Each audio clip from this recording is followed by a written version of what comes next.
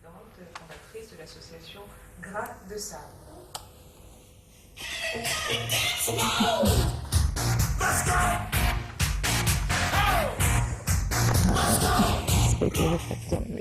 Bonjour mesdames. Bonjour. Bonjour. Elle est bien haute là. Oui, voilà. Bon, je ne dirais pas qu'elle est hyper confortable, parce que ce qui est confortable, c'est qu'il y a plein de mousse, on a un coussin. On a l'impression d'être dans mon bar. Voilà, je vous offrirai peut-être une tasse de café tout à l'heure, si ça vous dit. Voilà, donc en début d'émission, je disais la semaine dernière, ça c'était vers le 13 février. Le 13 février, vous étiez sur le terrain. Donc, vous êtes entré dans une prison dans la région est du pays. C'était la prison de Bouddha. Oui, en effet, bien que oui. Donc, je suis présidente en bref de l'association Crachissable, qui est une association politique qui s'occupe de la scolarisation des enfants en difficulté. Et dans son deuxième volet, on fait un programme d'implication de la femme dans le développement via le concept femme et développement. Donc, c'est dans le cadre de notre premier volet dans la scolarisation des enfants en difficulté. Nous sommes rendus à la prison de Budapest. Cette année, on s'occupe particulièrement des enfants mineurs en prison. Les enfants mineurs en prison, pourquoi? Oui, pourquoi? Parce que on s'est rendu compte que ces enfants, qui la plupart sont des adolescents de 11 à 12 ans. Donc la tranche d'âge, c'est... Oui, donc on stoppait leur scolarité à cause de l'emprisonnement ou tout simplement n'ont jamais été à l'école parce qu'ils n'avaient pas de moyens. Parce que les parents, parce que orphelins, parce qu'il y a Voilà, beaucoup de il y a facteurs. Beaucoup de facteurs qui entrent en compte, ce qui fait que nous nous sommes occupés particulièrement cette année de ces enfants-là mineurs en prison, donc de leur scolarisation. Ce qui nous a amené à Bouddha où nous avons créé notre première salle de classe et une salle de camp, une salle de détente pour les enfants. Oui, d'accord. Avant de revenir sur ces actions précises ou concrètes que vous avez déjà pu mener, je veux dire que quand on va... C'est quoi votre expérience de cette prison? Quand vous y allez, c'est dire il faut véritablement le voir pour le croire. Les conditions de vie sont exécrables. On en a la chair de poule. Vous savez, le Cameroun, ce n'est pas la première fois. Donc, le Cameroun a été plusieurs fois désigné du doigt. Oui, par les organisations internationales. Oui, les organisations. Les droits de l'homme. Les droits de l'homme pour les conditions de détention. Donc, c'est plus une nouvelle, quoi, tout le monde le sait. La prison, ce n'est pas l'emprisonnement, mais c'est plutôt le châtiment. Donc, on a voulu voir le cas de ces enfants. J'ai eu à visiter plusieurs prisons. Oui. Je me suis rendu compte que l'âge de l'enfermement, normalement, l'âge légal d'emprisonnement, c'est 12 ans au Cameroun, et même, je trouve que c'est d'ailleurs trop tôt. Trop tôt, oui. Donc, on s'est rendu compte que dans cette prison-là, il y avait même des enfants de 10 ans parce qu'ils ne connaissent pas leur âge. Oui. On peut juger de par la taille. On essaie de regarder le faciès, la taille. Oui, en effet. Donc, et la plupart viennent de la rue. Donc, la plupart viennent de la rue. Il y a vraiment ce dénominateur commun. Ce sont les enfants de milieux très défavorisés. Est-ce qu'on n'a pas vu des fils des ministres? On n'a pas vu des fils des médecins? Donc, le dénominateur commun, comme je viens de le dire, c'est la pauvreté. La pauvreté. Voilà. Donc, ces enfants, 12, 13, 14 ans, mais je suis d'accord, on a eu l'occasion de suivre ce reportage-là.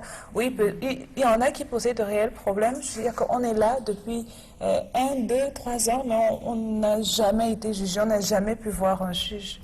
Oui, en effet, donc, il y a des enfants qui font 2 ans, 3 ans en préventive, quoi, donc c'est là aussi, c'est un fait. Ils nous ont encore interpellés. J'étais encore en prison samedi. Il y a des gens qui, depuis 2 ans, 3 ans, sont oubliés dans les prisons. Parce qu'il faut revoir le magistrat pour que le dossier qui est empilé, qui refasse surface. Non seulement ça, donc, c'est pas. Parce que quelqu'un peut vous retorquer ou arguer du fait que le plus important, c'est de les faire sortir de là.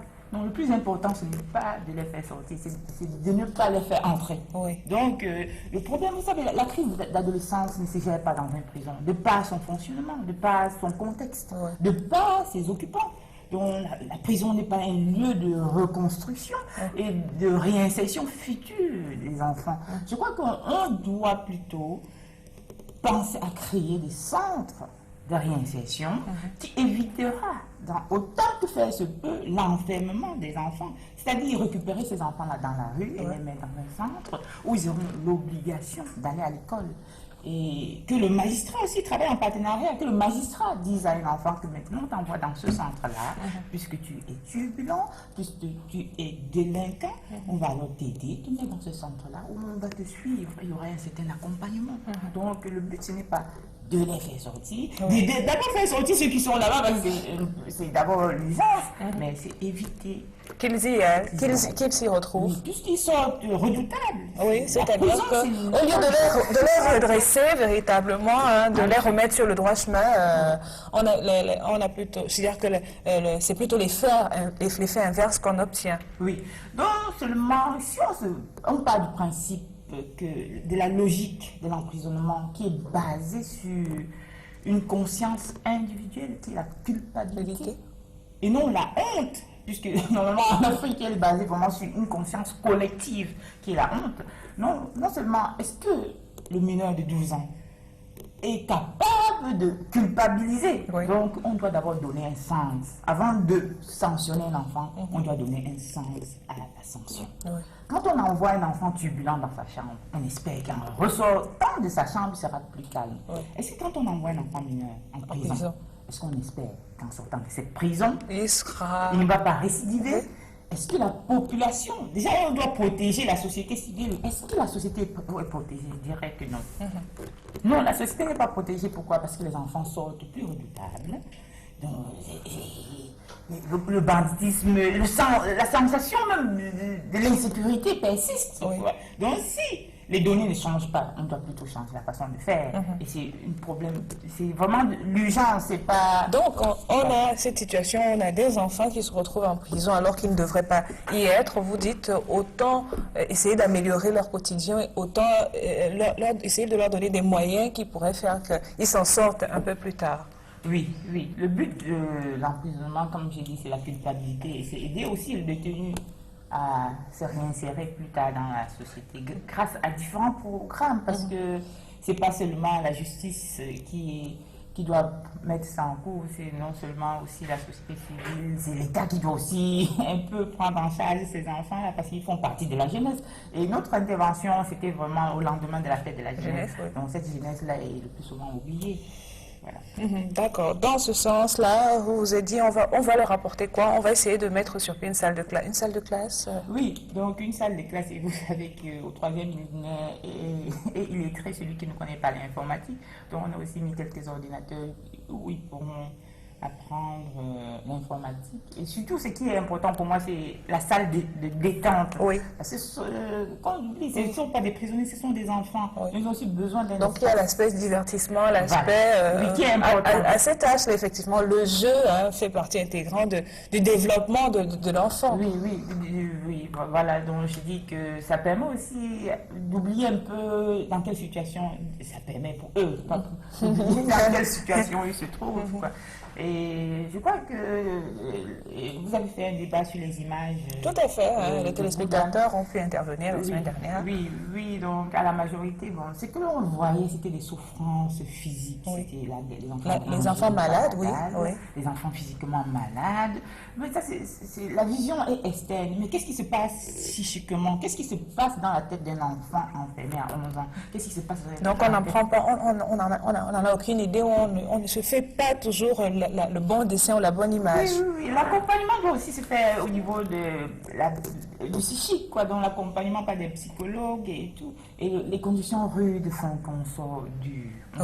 Vraiment. Donc c'est un milieu où il faut s'endurcir aussi, parce que c'est un endroit où il faut pouvoir survivre, en fait. Voilà, Guillaume Depardieu, qui est un acteur français, le disait, que c'est un milieu de violence. Si tu n'es pas fort, tu es bouffé par les autres.